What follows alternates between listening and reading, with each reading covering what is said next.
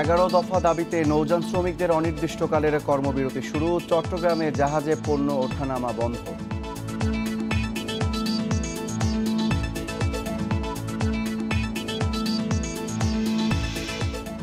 কারিগরি শিক্ষা বোর্ডের ফল জালিয়াতির সঙ্গে জড়িতরা বহাল তবিয়তে, শিক্ষার্থীদেরকে হয়রানির অভিযোগ।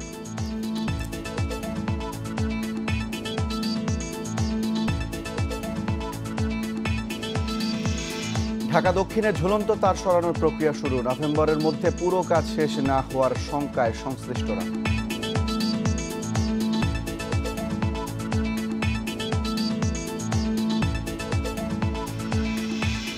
হাড় ক্ষয়রোগের ঝুঁকিতে দেশে অধিকাংশ মানুষ, শুরুতে শনাক্ত না হয় নীরব ঘাতক বলছে বিশ্ব স্বাস্থ্য সংস্থা।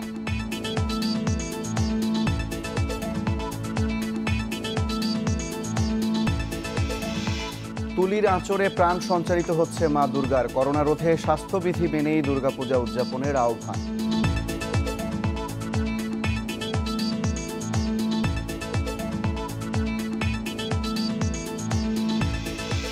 স্বাগত বিরতিহীন ইন্ডিপেন্ডেন্ট সংবাদে। আপনাদের সঙ্গে আছি আমি সুফি আহমেদ এবং আমি তোলা ডলারেস। শিরোনামগুলি বলছিলাম, চলে যাচ্ছি পুরো খবরে। বৈঠকে সমঝোতা না হয় অনির্দিষ্টকালের কর্মবিরতি শুরু করেছে নৌযান শ্রমিকরা। বেতন ভাতা সহ 11 দফা দাবিতে রাত 12টা থেকে ধর্মঘট শুরু করে নৌযান শ্রমিক ফেডারেশন। এতে যাত্রীবাহী লঞ্চ বাদে সব ধরনের নৌযানের শ্রমিকরা এ কর্মবিরতি পালন করছেন। শ্রমিক নেতারা দাবি করেন, বারবার আশ্বাস দেওয়ার পরও দাবি পূরণ করা হয় না। তবে মালিকপক্ষ বলছে, কর্মবিরতিতে আসবে না কোনো সমাধান, সমস্যা সমাধানে আবারও আলোচনায় বসা হবে বলে জানিয়েছেন বিআইডব্লিউটিএ চেয়ারম্যান। নৌযান শ্রমিকদের 11 দফা দাবির প্রেক্ষিতে সোমবার বিকেলে মতিঝিলের বিআইডব্লিউটিএ কার্যালয়ে বৈঠকে বসেন মালিক শ্রমিক সহ নৌ মন্ত্রণালয়ের কর্মকর্তারা। রাত 12টা পর্যন্ত বৈঠক করেও কোনো সিদ্ধান্তে আসতে পারেনি মালিক ও শ্রমিক পক্ষ। শ্রমিক নেতারা জানান, এর আগেও ধর্মঘটে যাওয়ার পর দাবিগুলো মেনে নেওয়ার আশ্বাস দিয়েছিল সরকার ও নৌযান মালিকরা। পরে তারা প্রতিশ্রুতি বাস্তবায়ন করেননি, তাই বাধ্য হয়ে আবারও ধর্মঘটে যেতে হচ্ছে। এই মাস থেকে মিনিমাম একটা অ্যামাউন্ট শ্রমিকদেরকে দেওয়া হোক, যেটা এই মাস থেকে কার্যকর হবে। ওই কমিটিতে বসে আমরা বাকিটা সিদ্ধান্ত নিব। কিন্তু মালিকদের অনমনীয়তার কারণে সেটাও হয় নাই, ফলে আমরা কোনো সিদ্ধান্ত নিতে পারি নাই। তবে মালিক পক্ষ বলছে, শ্রমিকরা যেসব দাবি করছেন তা অনেক পুরনো। এ বিষয়ে মামলা রয়েছে এবং তা এখনও চলছে। তাই এখন নতুন সিদ্ধান্ত নিলে তা আইন পরিপন্থী হবে। আর এই অবস্থায় কর্মবিরতিতে গেলে শ্রমিকরাই ক্ষতিগ্রস্ত হবে বলে জানায় মালিক পক্ষ। ওরা যে প্রবলেমটা বলতেছে সেটা সম্বন্ধে কেস পেন্ডিং আছে। যেহেতু কেস পেন্ডিং আছে, সেখানে তো কেউ কন্টেম্প্ট অফ কোর্টের দায়িত্ব নেবে না। একটা কোর্টের অর্ডার আছে, সেখানে কন্টেম্প্ট অফ কোর্ট। এগুলো সমস্ত পুরানো আলাপ আলোচনা। এগুলোর মধ্যে আসলে কোনো প্রবলেম আগেও ছিল না, এখন কিছু প্রবলেম সৃষ্টি করছে ওরা। এদিকে সমস্যা সমাধানে আবারও আলোচনায় বসা হবে বলে জানান বিআইডব্লিউটিএ চেয়ারম্যান। দুই পক্ষই এমনভাবে অনড় ছিলেন, যার কারণে আমাদের আলোচনাটা ফলপ্রসূ হয় নাই। আমরা আশা করেছিলাম যে দুই পক্ষই একটা সমাধানের দিকে এগিয়ে আসবেন। সমাধান কাছাকাছি এসেছিলেন, কিন্তু দুই একটা বিষয়ে তাদের মতপার্থক্যের জন্যই হয়নি। সারা দেশে অনির্দিষ্টকালের জন্য শ্রমিকদের কর্মবিরতি চললেও বিভিন্ন নৌরুটে চলবে যাত্রীবাহী launch. Khaled Raihan, independent news, Dhaka. এদিকে নৌযান শ্রমিকদের খোরাকি ভাতা, নিয়োগপত্র প্রদান ও সার্ভিস বুক চালু সহ 15 দফা দাবিতে সোমবার সন্ধ্যা থেকে ধর্মঘটে বাংলাদেশ লাইটারাজ শ্রমিক ইউনিয়ন। এতে সব ধরনের নৌযান চলাচল ও জাহাজে পণ্য ওঠানামা বন্ধ রয়েছে। লাইটারের জাহাজ শ্রমিক প্রতিনিধিরা জানান, এর আগে নৌ শ্রমিকদের এসব দাবিতে দফায় দফায় সরকারের নানা কর্তৃপক্ষের সঙ্গে বৈঠক হয়েছে, একাধিকবার ধর্মঘটও হয়েছে। সবশেষ 2019 সালের নভেম্বরে শ্রম ও কর্মসংস্থান প্রতিমন্ত্রীর স্বাক্ষরিত চিঠিতে শ্রমিকদের খোরাকি ভাতা সহ কিছু দাবি বাস্তবায়নের বিষয়ে বলা হয়। চলতি বছরের মার্চ থেকে তা কার্যকর হওয়ার কথা ছিল, কিন্তু মালিকপক্ষ তা বাস্তবায়ন করেনি বলে অভিযোগ শ্রমিকদের।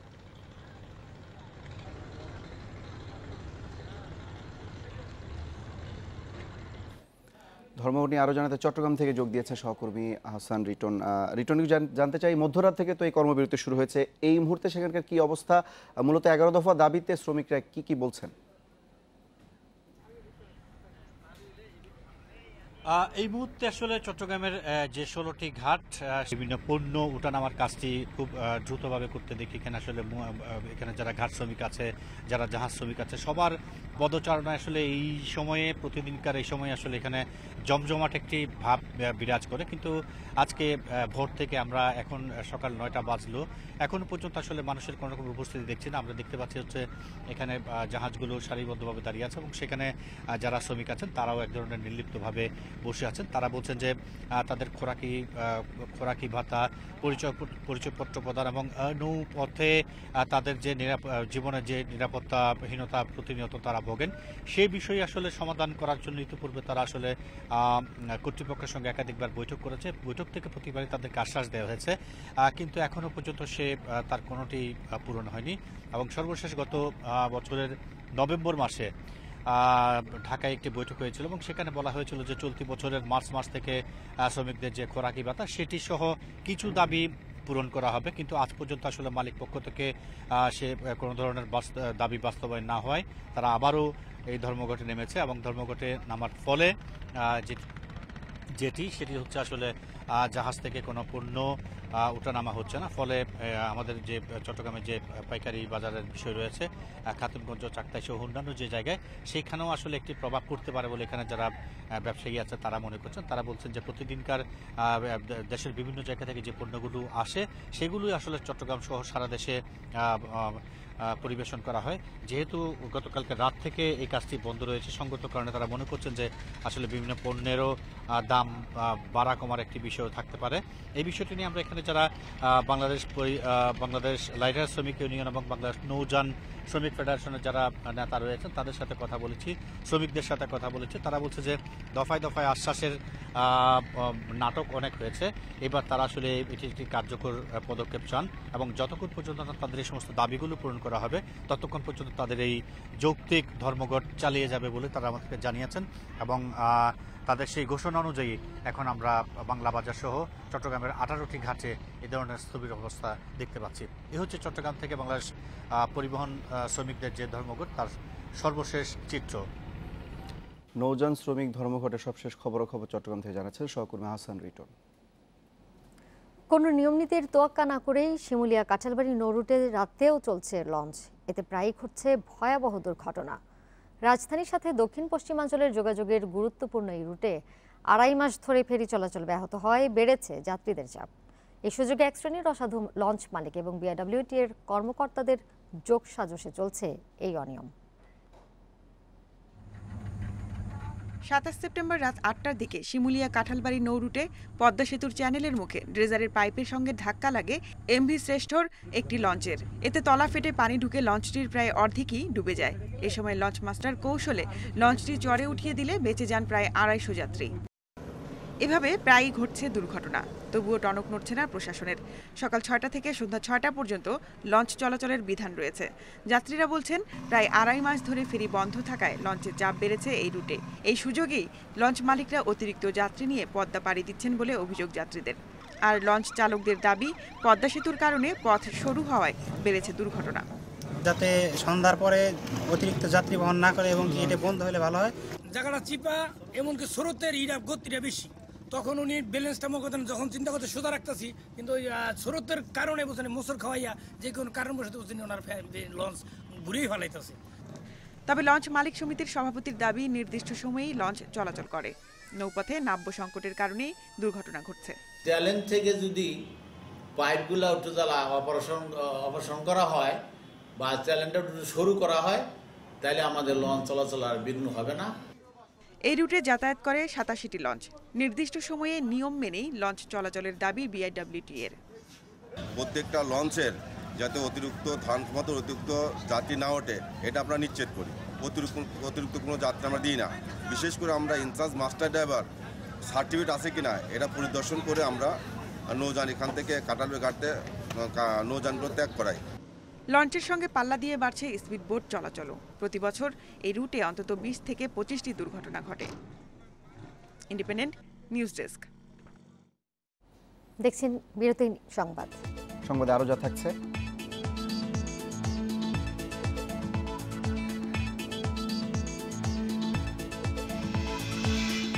জয়েন্ট স্টক রেজিস্ট্রার ফাইল আটকে প্রকাশ্যে ঘুষ লেনদেন অভিযুক্ত কর্মকর্তারা, অকার্যকর সিসিটিভিও।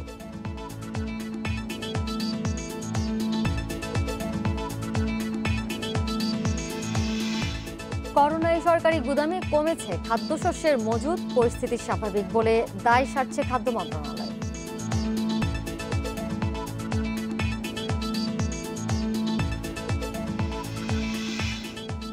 পরীক্ষার ফল জালিয়াতির সঙ্গে জড়িত কর্মকর্তারা বহাল তবিয়তে চাকরি করছেন কারিগরি শিক্ষা বোর্ডে।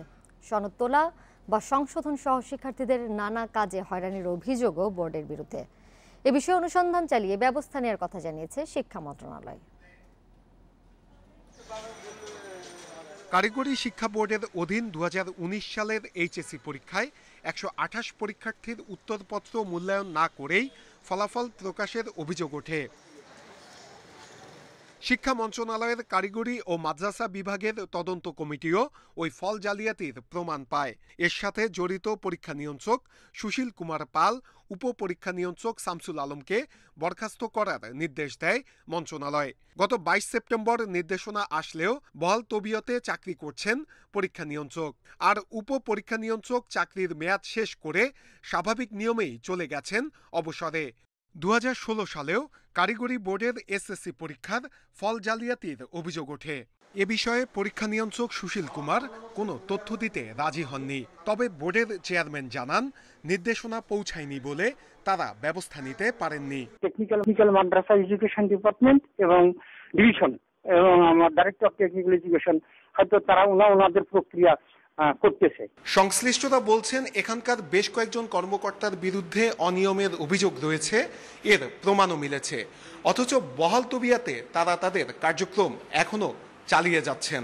নম্বর ফর্দ বা সনদপত্র উঠানো ও সংশোধন সহ নানা কাজে বোর্ডের বিপক্ষে অনিয়মের অভিযোগ শিক্ষার্থীদের। কিছু টাকা পয়সা খরচ করতে হবে, এরকম অনেকে আছে, দেখা গেছে যে 6-7 মাস ঘুরেও সার্টিফিকেট পাচ্ছে না। আজকে না কালকে না পরশু এভাবে ঘুরাচ্ছে। শিক্ষা মন্ত্রণালয় বলছে, বোর্ডের কাজে স্বচ্ছতা আনতে তৎপরতা চলছে। অনিয়মের সঙ্গে জড়িত কাউকে ছাড় দেয়া হবে না। যথাযথভাবে তদন্ত করেছি এবং তদন্তে বেশ কিছু কর্মকর্তা স্পষ্টত চিহ্নিত হয়েছেন। তাদের বিরুদ্ধে বিভাগীয় ব্যবস্থা, প্রথমত তাদেরকে টেম্পোরারিলি সাসপেন্ড করার জন্য এবং বিভাগীয় ব্যবস্থা শুরু করার জন্য আমরা মন্ত্রণালয় থেকে তাদেরকে বলেছি। বোর্ডের সকল কার্যক্রম অনলাইনে নিয়ে আসার পরিকল্পনার কথা জানিয়েছে শিক্ষা মন্ত্রণালয়। নূরে আলম, ইন্ডিপেন্ডেন্ট নিউজ, ঢাকা। ঘুষ লেনদেন চলে প্রকাশ্যেই খোদ কর্মকর্তা কর্মচারী আর দালালের যোগসাজশে। সিসিটিভি ক্যামেরা লাগিয়েও মিলছে না সুফল। ফাইল ধরে রেখে নানা অজুহাতে নেওয়া হয় ঘুষ, অভিযোগের তীর কর্মকর্তাদের দিকেও। এই চিত্র দেখা যায় রেজিস্ট্রার অব জয়েন্ট স্টক RJSC-তে। অফিস প্রধান বলছেন, ডিসেম্বরের মধ্যেই পুরো দমে চালু হবে স্বয়ংক্রিয় পদ্ধতি, বন্ধ হবে সব অভিযোগ।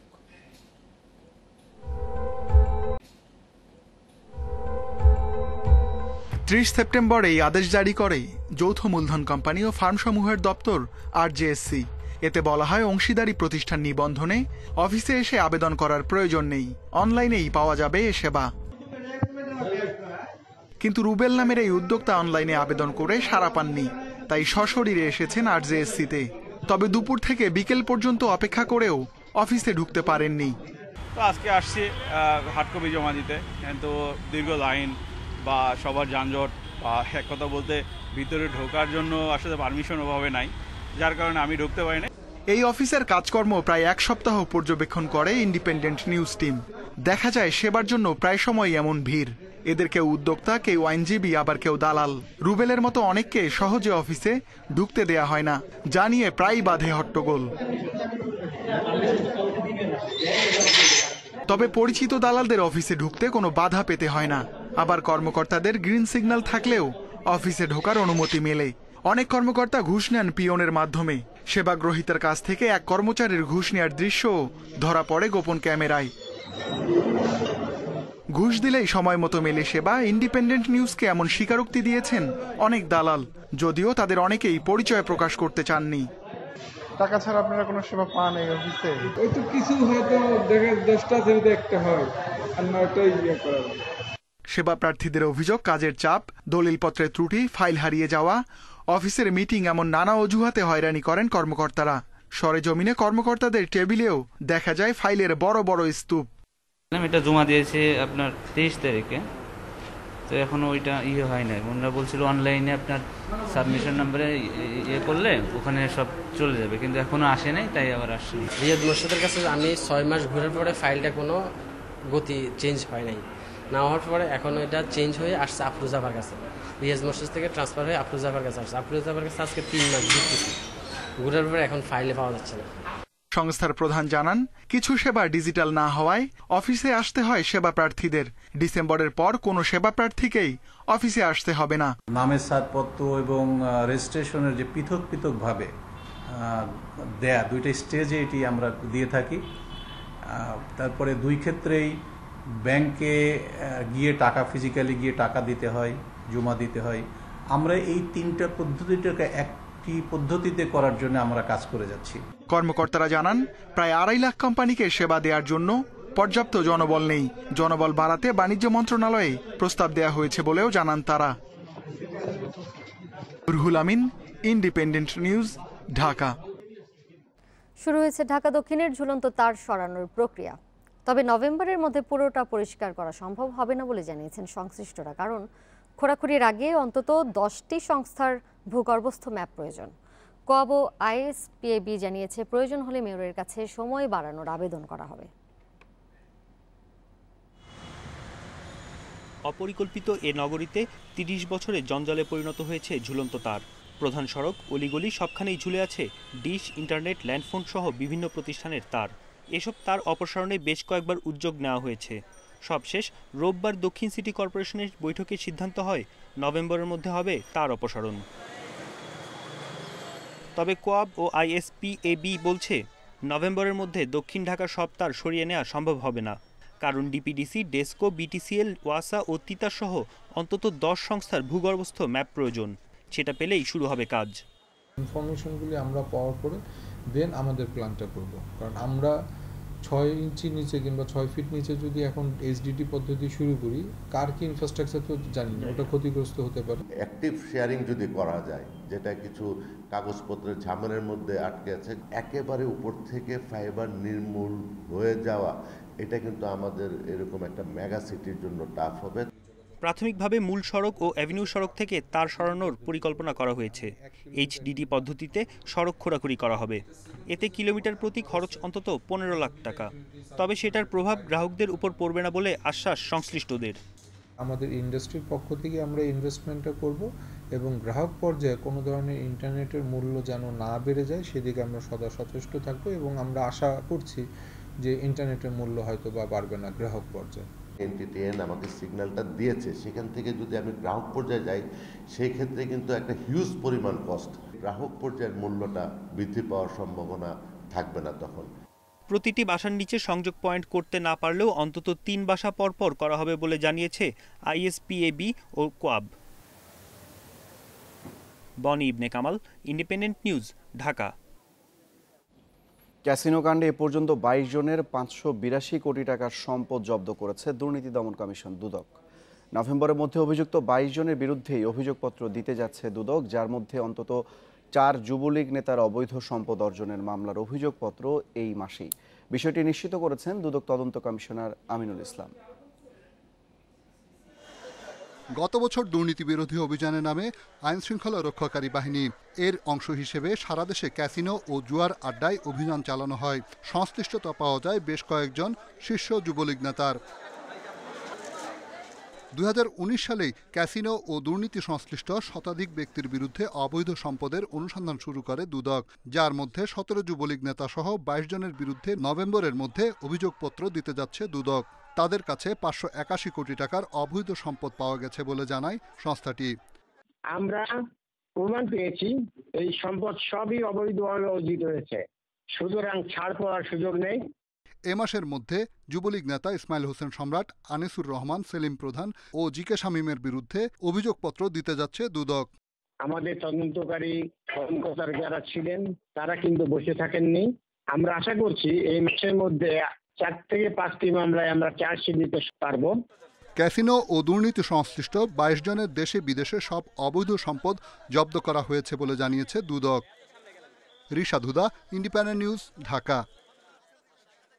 উপনির্বাচনের ফল নিয়ে পাল্টাপাল্টি অভিযোগ প্রধান দুই দলের নেতার।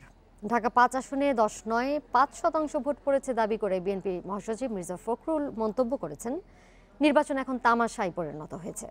আর ক্ষমতাসীন দলের সাধারণ সম্পাদক ওবায়দুল কাদের বলছেন, উপনির্বাচন নিয়ে বিএনপি অন্ধকারে ঢিল ছুটছে। জনগণের আশা আকাঙ্ক্ষা বুঝতে না পারার কারণেই নির্বাচনে দলটির এই বিপর্যয়। শনিবার অনুষ্ঠিত ঢাকা ৫ ও নওগাঁ ৬ আসনের উপনির্বাচনে ভোটের বড় ব্যবধানে জয় পান আওয়ামী লীগের প্রার্থীরা। বিপরীতে জামানত হারান বিএনপির ২ প্রার্থী। নির্বাচনে বড় অনিয়মের অভিযোগ এনে ভোটের দিনই ফল প্রত্যাখ্যান করেন বিএনপির প্রার্থীরা।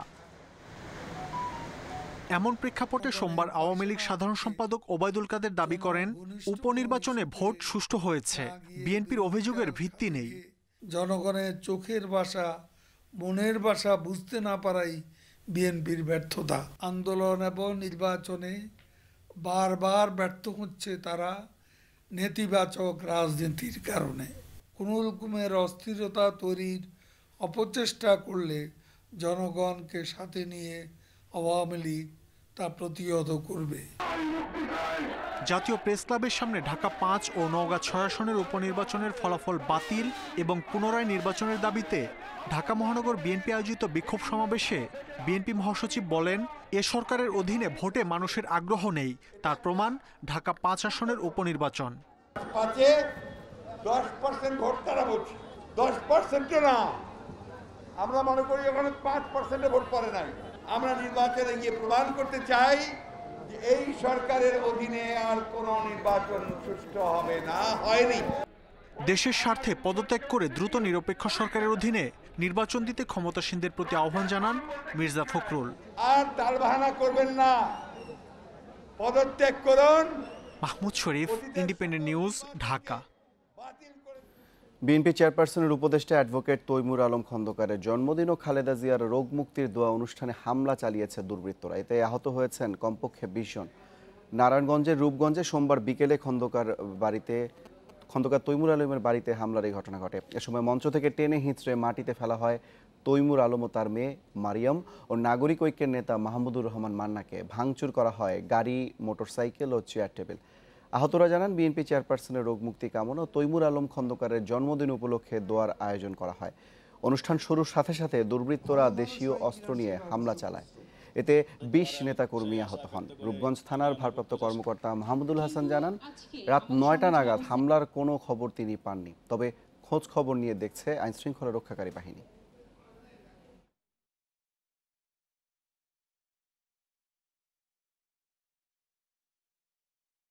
পাবনার ঈশ্বরদীতে সাংবাদিকদের লাঞ্ছিতের অভিযোগে নুরুল ইসলাম নামের এক ব্যক্তির গ্রেপ্তার চেয়েছেন স্থানীয় সংবাদকর্মীরা। সেই সঙ্গে ঘটনার সময় নীরব ভূমিকার কারণে ঈশ্বরদী থানার ওসি শেখ নাসির উদ্দিনকে প্রত্যাহারের দাবিও জানিয়েছেন তারা। সোমবার রাতে ঈশ্বরদী প্রেস ক্লাবে এক প্রতিবাদ সভায় এসব কথা বলেন সংবাদকর্মীরা। তারা জানান, একটি বাড়ির দখল নিয়ে নুরুল ইসলাম এবং বাড়ির বর্তমান বাসিন্দা শাহিনা আক্তারের বিরোধ চলছিল। এর জেরে সকালে বাড়ি দখলে গিয়ে বাসিন্দাদের মারধরের অভিযোগ ওঠে নুরুলের বিরুদ্ধে। খবর পেয়ে সেখানে যায় পুলিশ ও সংবাদকর্মীরা। সে সময় তাদের দিকে পিস্তল তাক করে হুমকি দেন নুরুল ইসলাম। ওসি নাসির সেখানে থাকলেও নিরাপত্তা দেননি বলে অভিযোগ সাংবাদিকদের।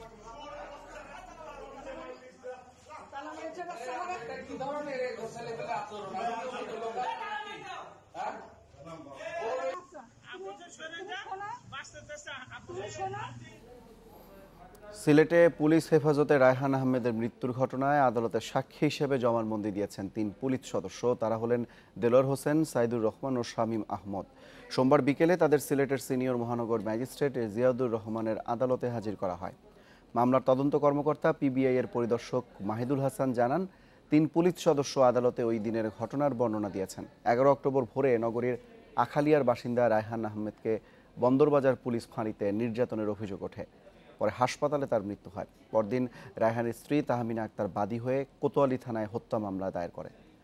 পরে বন্দরবাজার ফাঁড়ির ইনচার্জ আকবর হোসেন ভুইয়া সহ ৪ পুলিশ সদস্যকে বরখাস্ত এবং ৩ পুলিশ সদস্যকে প্রত্যাহার করা হয়।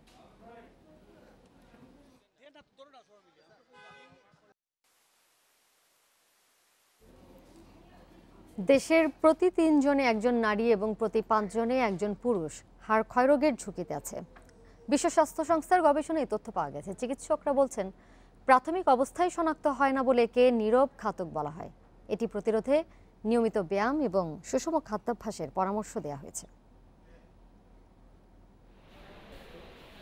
ঢাকা মেডিকেলের অর্থোপেডিক বিভাগ আঘাত বা জখম থাকায় প্রতিটি রোগীর শরীরেই ব্যান্ডেজ, কিন্তু মাসুদ মিয়াকে দেখতে পুরোপুরি সুস্থ মনে হয়, নেই কোনো ক্ষতের চিহ্ন। তার সমস্যা 2 বছর ধরে হাঁটতে পারেন না তিনি। ওদেরকে রেখে আসছি, হ্যাঁ কোথায় আছে আমি জানি না। এখন আমাকে একমাত্র আল্লাহ আমাকে সাহায্য যদি করে। চিকিৎসক জানান, হাড় ক্ষয় রোগে আক্রান্ত মাসুদ অনেক চিকিৎসার পর ফল না পেয়ে টাঙ্গাইল থেকে ঢাকা মেডিকেলে এসেছেন।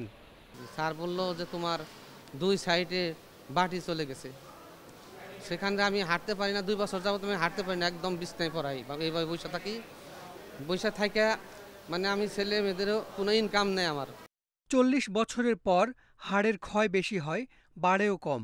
বিশেষজ্ঞরা বলছেন অস্টিওপরোসিস বা হাড় ক্ষয় রোগ দেহকে দুর্বল ও ভঙ্গুর করে, বাড়ে মৃত্যু ঝুঁকিও। একটা হাসি দিছেন, একটা কাশি দিছেন, আপনি একটা স্টেজ দিছেন, প্রস্রাব পায়খানা আপনি কুদ দিলেন, তাতে আমরা একটা হাড় ভেঙে যেতে পারি। হালকা একটু হুঁচট খেলেন, হাড় ভেঙে যাচ্ছে। সেই জন্য আমরা বলি এই ফ্র্যাজিলিটি ফ্র্যাকচার, এটাকে যদি আপনার এই ফ্র্যাকচার থেকে, এই ভাঙ্গা থেকে যদি আমরা বাঁচতে চাই, তাহলে আমাদের সকল বয়সের সকলের জন্যই আমার পরিমিত ব্যায়াম রেগুলার করা উচিত। আমরা আসলে অনেক সময় বুঝে উঠতে পারি না যে আমাদের অস্টিওপোরোসিস হয়ে যাচ্ছে বা আমাদের হাড়গুলো নরম হয়ে যাচ্ছে। হাতের কবজির কাছে খুব কমন বয়স্ক মানুষের হিপ জয়েন্টের আশেপাশে ফ্র্যাকচারগুলো। সুতরাং একজন মানুষ যদি তার অস্টিওপোরোসিসকে কন্ট্রোলে রাখতে পারেন, এই ধরনের ফ্র্যাকচার হবে না তা বলবো না, কিন্তু হওয়ার পরিমাণটা কম হবে। সেই জন্য এটা তো নীরব ঘাতক বটেই। পুরুষদের তুলনায় এই রোগে বেশি আক্রান্ত নারীরা। চিকিৎসকরা বলছেন দৈহিক গঠন ও হরমোনের কারণে তাদের ঝুঁকি বেশি। একই অবস্থানে বসে কাজ করব না, যারা লং টাইম অফিসে কাজ করি। একই অবস্থানে দাঁড়িয়ে আমরা কাজ করব না, আমরা সামনে ঝুঁকে কোনো আমরা কাজ করব না। আমরা ওভার ওয়েটটা যেন আমাদের বেড়ে না যায়, সেটার দিকে আমরা খেয়াল রাখবো। আমরা প্রতিনিয়ত না হলে সপ্তাহে 2 দিন বা 3 দিন সকাল 10টা থেকে বিকাল 4টা পর্যন্ত 10-15 মিনিট, আধা ঘন্টা হলে খুব ভালো, কিছু সময় হলেও আমরা যেন নিজেদের জন্য আমরা ব্যয় করি।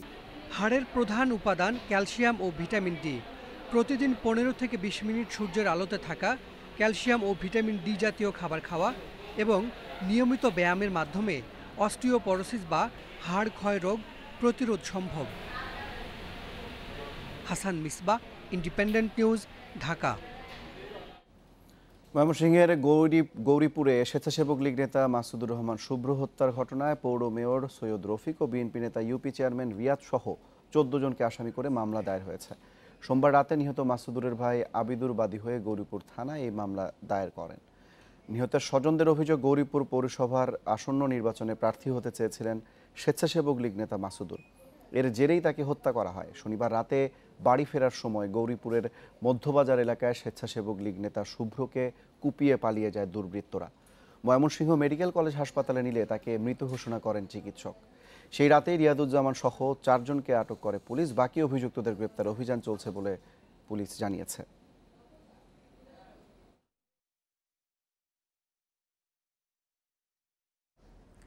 সরকারের বেঁধে দেওয়া দাম ও ভ্রাম্যমাণ আদালতের জরিমানার প্রতিবাদে আলু বিক্রি বন্ধ রেখেছেন কারণ বাজারের আড়তদাররা।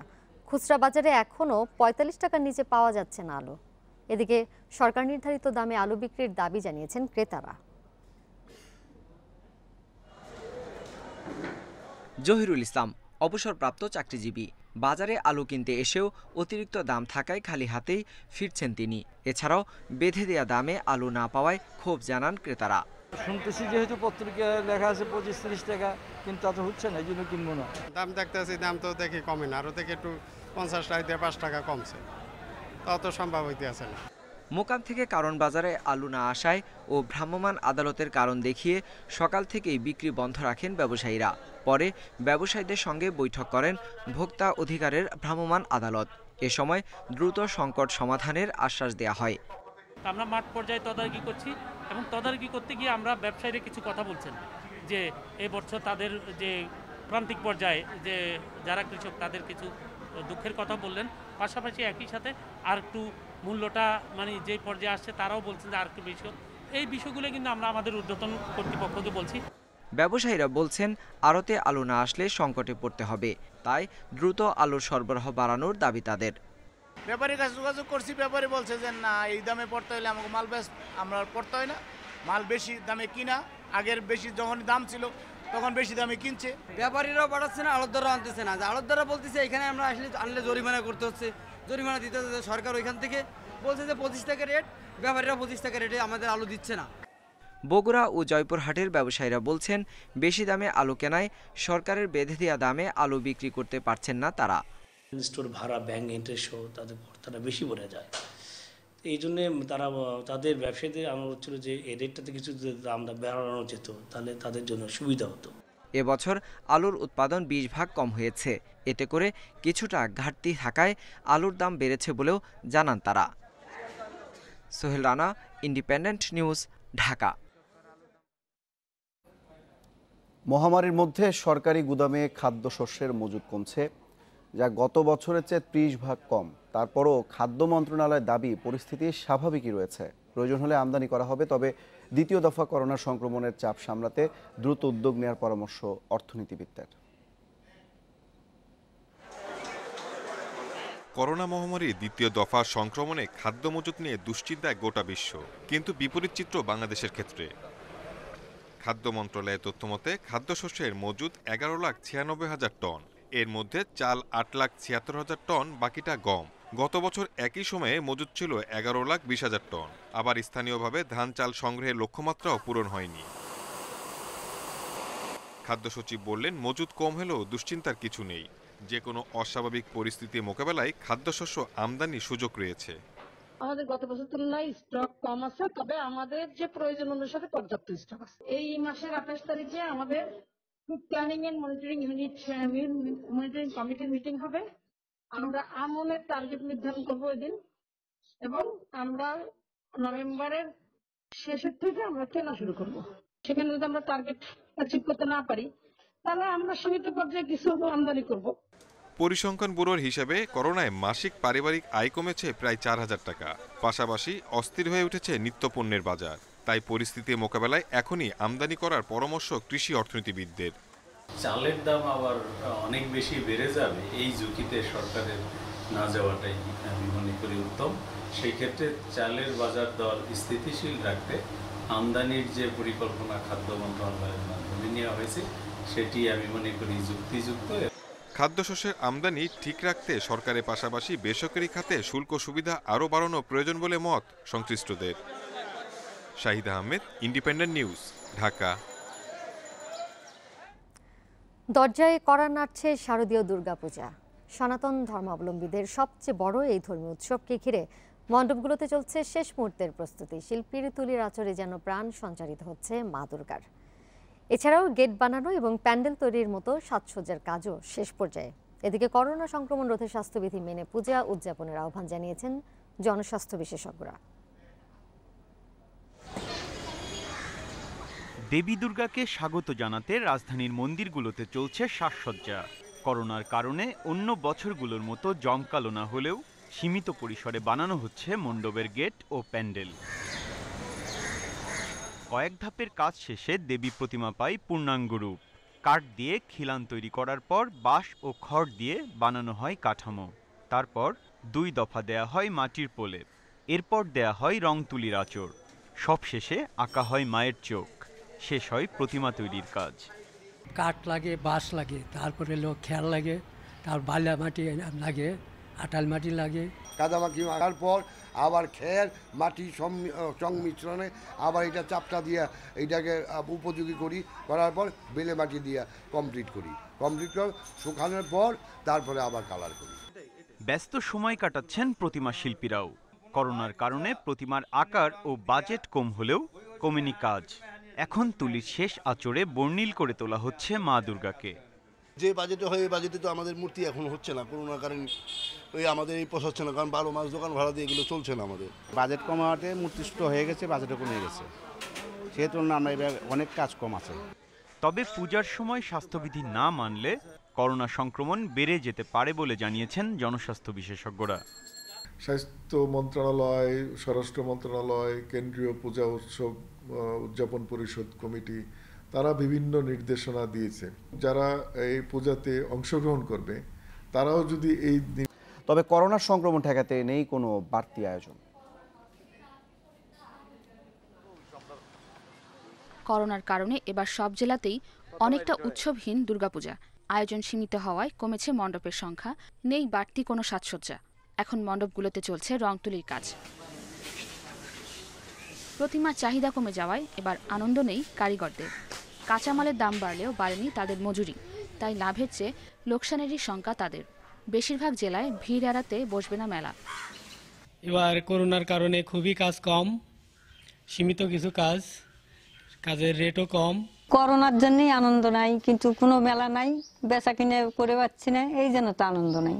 যদি বেচা কিনে হতো তাহলে তো আমরা মেয়েদের ছেলে মেয়ের কাপড় চাপড় সব করতে পারতাম, এটা তো সবই আমার বন্ধ।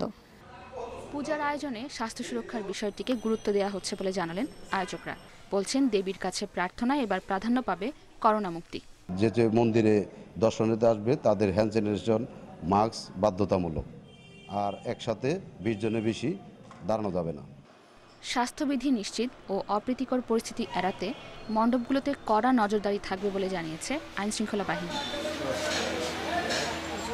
মেহরিন জাহান, ইন্ডিপেন্ডেন্ট নিউজ ডেস্ক। সাতক্ষীরায় ঘাতকদের হাত থেকে বেঁচে যাওয়া 4.5 মাসের শিশু মারিয়ার আশ্রয় এখন স্থানীয় ইউপি সদস্যের বাড়িতে। প্রতিদিন শিশুটিকে দেখতে ভিড় করছেন উৎসুক মানুষ।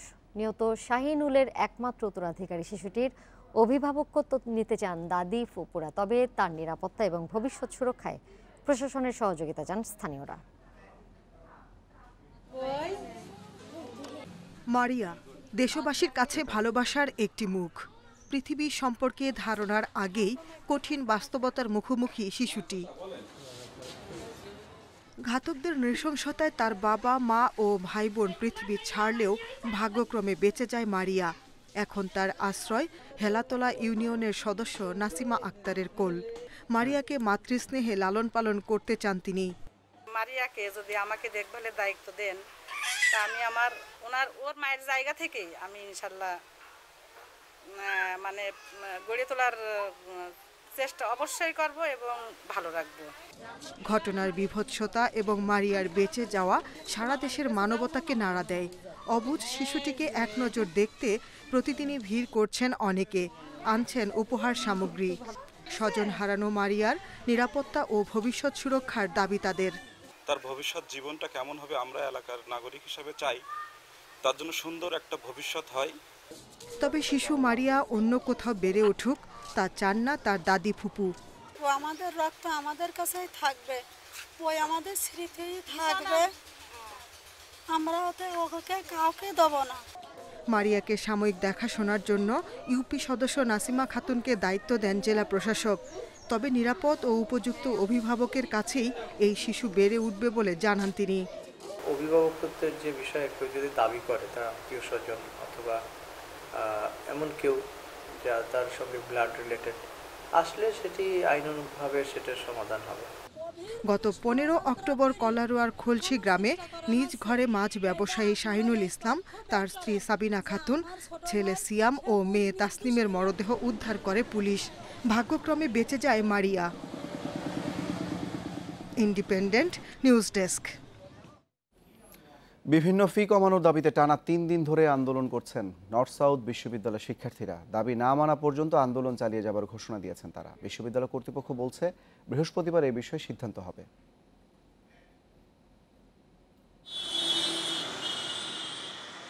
করোনার কারণে গত 18 মার্চ থেকে সকল শিক্ষা প্রতিষ্ঠান বন্ধ। এই অবস্থায় সেমিস্টার ফি নিয়ে বিপাকে পড়েছেন বেসরকারি বিশ্ববিদ্যালয়ের শিক্ষার্থীরা। কারণ করোনার প্রভাবে অনেক পরিবারের আয় কমে গেছে, শিক্ষার্থীদের টিউশনিও বন্ধ হয়ে গেছে। টিউশন ফি 30% কমানো সহ অন্যান্য ফি বাতিলের দাবিতে এবার আন্দোলনে নেমেছেন নর্থ সাউথ বিশ্ববিদ্যালয়ের শিক্ষার্থীরা। তারা বলছেন বিশ্ববিদ্যালয় বন্ধ, অথচ তাদের কাছ থেকে গ্রন্থাগার ফি, ল্যাব ফি, বিদ্যুৎ ফি, এসি ফি নেওয়া হচ্ছে, এটি বাতিল করতে হবে। বিশ্ববিদ্যালয় প্রশাসনকে বারবার মেল করা হয়েছে, তারা মেলে যখন রিপ্লাই করে নাই তখন আমরা বাধ্য হয়ে এই প্রতিষ্ঠানে আসছি এবং এখন পর্যন্ত তারা আমাদের কোনো আশার বাণী শোনায় নাই। টিউশন ফি তার উপর 30% ওয়েভার, আর যেটা হলো যে অ্যাক্টিভিটি ফি নিচ্ছে আমাদের, যে লাইব্রেরি ফি, দেন কম্পিউটার ল্যাব ফি, এইসব মিলে প্রায় 9,500 অলমোস্ট 10,000-এর একটা ফি নিচ্ছে, যেটা কোনো একদম লজিকে নেওয়া। বিশ্ববিদ্যালয়ের উপাচার্য বলছেন, এ নিয়ে ট্রাস্টি বোর্ডের বৈঠক হবে বৃহস্পতিবার, সেখানে এ বিষয়ে সিদ্ধান্ত হবে। তাদের কেসটা সিম্পাথেটিক, সেটা আমি বোর্ডে সেভাবে প্লেস করব, কিন্তু যেহেতু বোর্ড মিটিং 24 ঘন্টার নোটিসে খুব কম করা যায়, 4 দিনের জন্য আমি সময় চাইছি, বৃহস্পতিবারের মধ্যে I will come back with the news to you. এদিকে বিশ্ববিদ্যালয় মঞ্জুরি কমিশন বলছে, যেহেতু বিশ্ববিদ্যালয় বন্ধ তাই ফি কমানো উচিত। বাসায় বসে অনলাইনের মাধ্যমে শিক্ষা কার্যক্রম অংশগ্রহণ করছে, এতে করে বিশ্ববিদ্যালয়ের অনেক খরচ কমে গিয়েছে। এই খরচ কমে যাওয়ার কারণে বিশ্ববিদ্যালয়গুলো তাদের যে টিউশন ফি আছে, তাদের যে সেশন ফি আছে, যেটা তারা নর্মাল সময় নিয়ে থাকে, সেই সেশন ফি এবং টিউশন ফি অনেকটুকু কমিয়ে নিতে পারে বা কমিয়ে দিতে পারে, এটাই আমাদের সকলের প্রত্যাশা। সব বেসরকারি বিশ্ববিদ্যালয়কে শিক্ষার্থীদের প্রতি মানবিক আচরণ করার আহ্বান কমিশনের।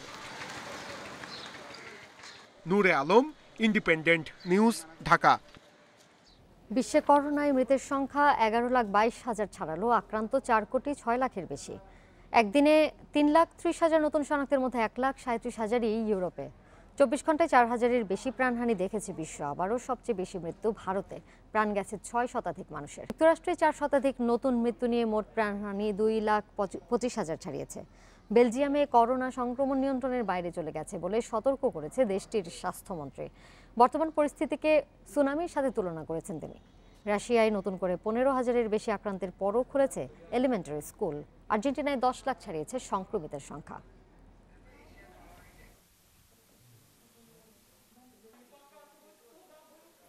এশিয়ায় প্রভাব হারাচ্ছে বৈশ্বিক পরাশক্তি যুক্তরাষ্ট্র। করোনার সামাল দেওয়ায় ব্যর্থতাকে এর কারণ হিসেবে দেখছেন বিশ্লেষকেরা। অন্যদিকে করোনার উৎপত্তিস্থল চীন হলেও তা মোকাবেলা ও অর্থনৈতিক মন্দা কাটিয়ে ওঠায় এই অঞ্চলে বেইজিংয়ের প্রভাব বাড়ছে বলে মনে করছেন তারা। এশিয়া পাওয়ার ইন্ডেক্স 2020-র প্রকাশিত তালিকায় 1 নম্বর অবস্থানেই যুক্তরাষ্ট্র। শীর্ষ অবস্থানে এখনও টিকে থাকলেও গত বছরের চেয়ে 3 পয়েন্ট কমেছে যুক্তরাষ্ট্রের। করোনা মোকাবেলায় ব্যর্থতার কারণে বড় ধাক্কা খেয়েছে দেশটি, সেই সঙ্গে এশিয়ার উপর কমছে প্রভাব। এক্ষেত্রে করোনাকে গেম চেঞ্জার বলে মন্তব্য করেছেন সিডনি ভিত্তিক থিঙ্ক ট্যাঙ্ক দ্য লো ইনস্টিটিউটের পরিচালক হার্ভে লেমাহিউ। এছাড়া বিভিন্ন দেশের সঙ্গে বাণিজ্যিক বিরোধ এবং একতরফা নানা চুক্তি থেকে সরে আসাতেও যুক্তরাষ্ট্রের প্রভাব প্রতিপত্তিতে টান পড়েছে বলে মনে করেন তিনি।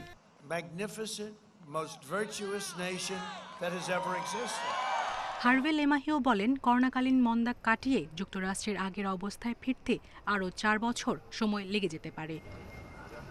অন্যদিকে মহামারীর ধাক্কা আগেই সামলে ঘুরে দাঁড়িয়েছে চীনের অর্থনীতি। এই বছরে বেইজিং অর্থনৈতিক মন্দা পুরোপুরি কাটিয়ে উঠতে পারবে বলেও ধারণা করা হচ্ছে। এমন অবস্থায় এশিয়ার উপর বাড়বে চীনের প্রভাব।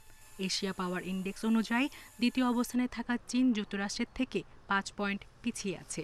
বিশ্লেষকদের ধারণা, আগামী কয়েক বছরে যুক্তরাষ্ট্রকে পিছনে ফেলে এগিয়ে যাবে বেইজিং। করোনার ধাক্কায় কাবু ভারতীয় অর্থনীতিও। এশিয়ার বড় অর্থনীতি ও প্রভাবশালী দেশের তালিকায় জাপানের পরে অবস্থান দক্ষিণ এশিয়ার দেশটির। এরপরেই আছে রাশিয়া, অস্ট্রেলিয়া, দক্ষিণ কোরিয়া। সায়রা খান, ইন্ডিপেন্ডেন্ট নিউজ। তামিম একাদশকে হারিয়ে বিসিবি প্রেসিডেন্টস কাপ জমিয়ে তুলল মাহমুদুল্লাহ একাদশ। ডু অর ডাই ম্যাচে তামিমদের বিপক্ষে 4 উইকেটে জিতেছে মাহমুদুল্লাহরা। রুবেলের বিধ্বংসী বোলিংয়ের সামনে ইয়াসির রাব্বি ও মাহিদুল অঙ্কনের 50-তে মাঝারি সংগ্রহ পায় তামিমরা। জবাবে মাহমুদুল হাসান এবং মাহমুদুল্লাহ 50 করে দলকে টুর্নামেন্টে টিকিয়ে রাখেন। আগের 4 ম্যাচ থেকে তুলনামূলক ভালো উইকেট, তাই টস জিতে ব্যাটিংয়ে তামিমের দল। কিন্তু টপ অর্ডারের ব্যর্থতায় প্রশ্নবিদ্ধ অধিনায়কের সিদ্ধান্ত। 2 তামিমের জুটি আরও একবার প্রত্যাশা পূরণে ব্যর্থ। দুর্দান্ত রুবেলের আগ্রাসী বোলিংয়ে আত্মসমর্পণ ব্যাটসম্যানদের। ব্যর্থতা থেকে বের হতে পারলেন না তামিম, বিজয় মিঠুনেরও একই হাল।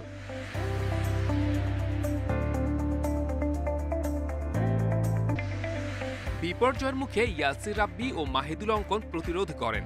চাপের মধ্যে ইয়াসিরের ব্যাটে আসে 50। এই জুটি যখন আশা বাড়াচ্ছিল তখনই রান আউটে ৬২ রানে থামেন ইয়াসির। সঙ্গী হারিয়ে দমে যাননি অঙ্কন, 50 করেন তিনিও। রুবেলকে উড়িয়ে মারতে গিয়ে শেষ হয় ৫৭ রানের ইনিংস। ৪ উইকেট নিয়ে ধারাবাহিকতা ধরে রাখলেন টাইগার পেসার।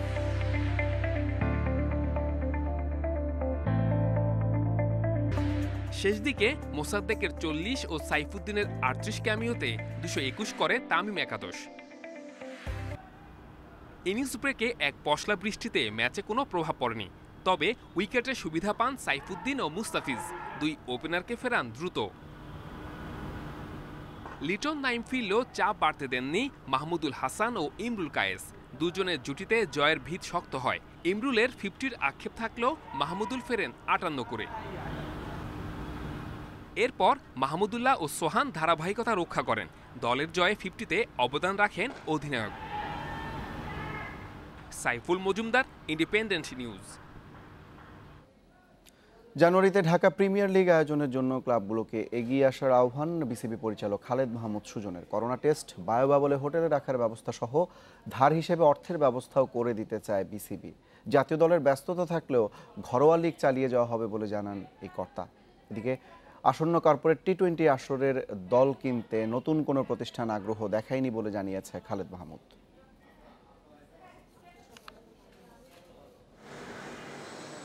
ক্রিকেট মাঠে ফিরেছে, তবে সেখানে সুযোগ পাচ্ছেন অল্প কিছু ক্রিকেটার।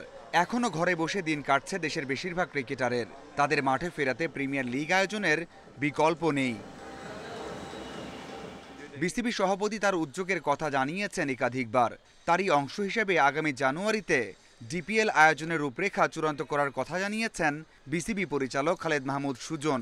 পরিকল্পনা সাজিয়ে বিসিবি এখন ক্লাবগুলোর সম্মতির অপেক্ষায়। সিসিডিএম দ্রুতই ক্লাব কর্তাদের সাথে আলোচনায় বসবে। বায়োবাবলে থাকা করোনা টেস্ট সহ প্রয়োজনে ক্লাবগুলোকে লোন হিসেবে টাকার ব্যবস্থাও করে দিতে চায় বিসিবি। ভেন্যু হিসেবে কক্সবাজারের চিন্তা থেকে বেরিয়ে বিসিবির ভাবনায় শুধু বিকেএসপি। আর্থিক অনুদান যদি প্রবলেম হয়, এটা তো আর্থিক অনুদান বলতে বিসিবি তো ক্লাবকে টাকা দিবে না, আসলে তার ক্লাব চালাতে। বিসিবি যেটা করতে পারে হয়তো খুব বেশি হলে একটা লোনের ব্যবস্থা করতে পারে।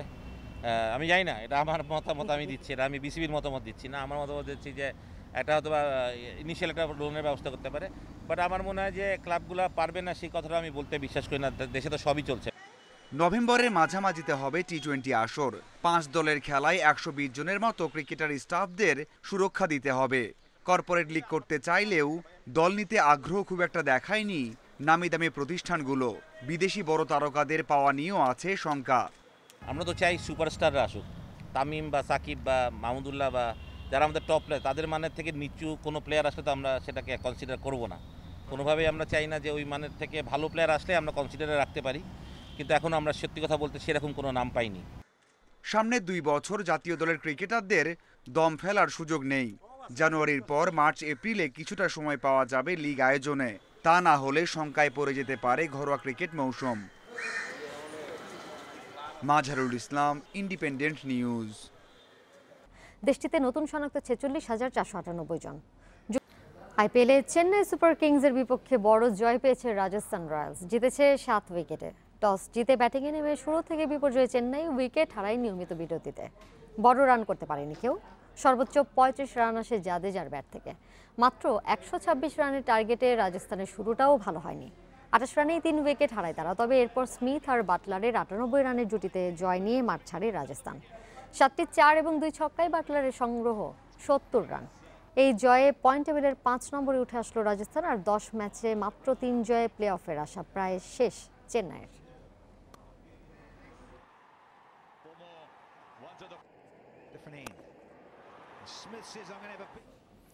2020-21 মৌসুমে চ্যাম্পিয়ন্স লিগ শুরু হচ্ছে আজ। মাঠে নামবে ইউভেন্টাস, বার্সেলোনা, পিএসজি, ম্যান ইউনাইটেডের মতো বড় দলগুলো।